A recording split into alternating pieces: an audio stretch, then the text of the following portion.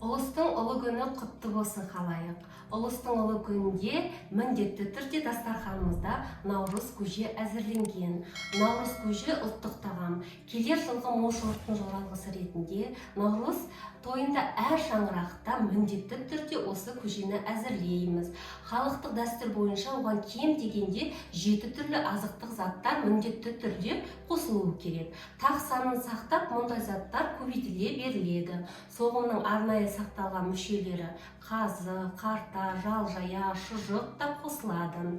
Наурыз көжені халық арасында тілеу көже деп те атаған. Наурыз көжеге наурызға арналып сойылған малдың кәделі асына наурызда бата берілген соң жиналған халық ақ мол болсын деп тілек айтып тарқалған.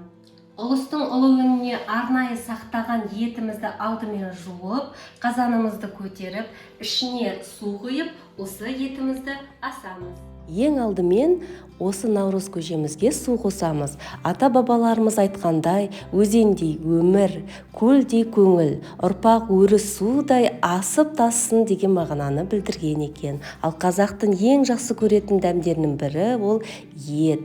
Қазаны толсын, асары мол болсын деген мақсатта ұзын сарыда сақталған сүр етімізді әбден жуып, суға толтырылған қазанымызға салып, етімізді бүлкілдетіп асамыз.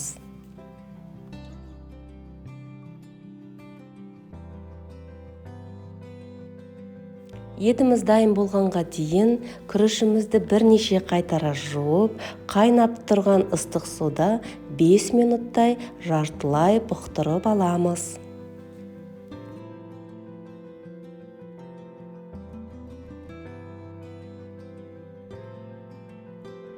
Бір сапар кесе суымызға жарты стакандай ұнымызды қосып, жақсылап араластырып, қоймалжың түйіршіксіз масса шығаруымыз керек. Видеоға мұқият қарасаңыздар, біздің ұнды суымыз түйіршіксіз болып шықты.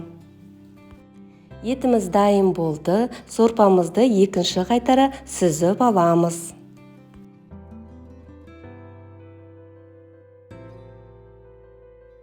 Дайын болған етімізді әдемілеп турап шығамыз.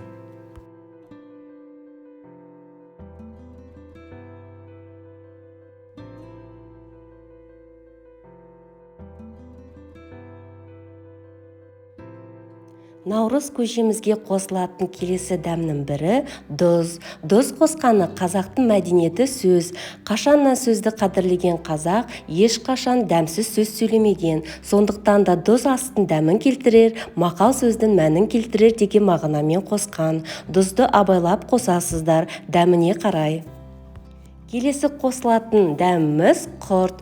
Құрт әлсіз ауыршаң адамдарға күш қуат беретін пайдалы тағам. Бұл астың қуат көзі болсын, ел қуаты нығайсын, денсаулығы берік болсын деген ырымға негіздесе керек.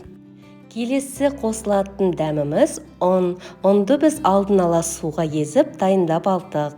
Ұннан жасалынған тағамдардың бәрі ақ дастарханымыздың қақ төрінде шаңырақтың отағасы секілденіп жайғассын деген ырыммен қосқан екен. Ұнымызды қайнап тұрған сорпаға қосқанда жақсылап араластыруымыз керек. Сол кезде сорпамыз түйіршіксіз әдемі болып шығады. Осы қосылған дәмдерімізді 5-10 минуттай қайнатып аламыз.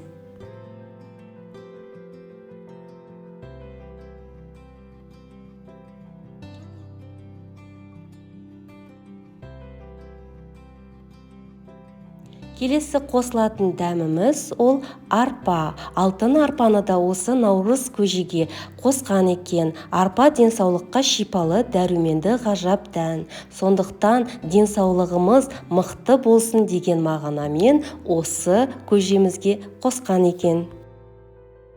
Келесі қосылатын тағамымыз күріш.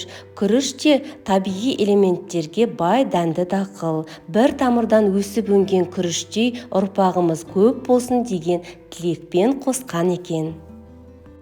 Соңғы 7-ші асымыз ет. Етті қазаны толсын, асары мол болсын деген мақсатпен қосқан екен.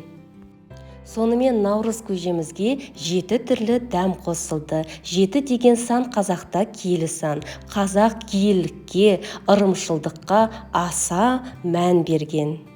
Сонымен наурыз көжемізге қосылған 7 түрлі дәміміз су, тұз, арпа, күріш, ұн, құрт, ет қосылды. Осымен біздің наурыз көжеміз дайын. Астарыңыз дәмді болсын.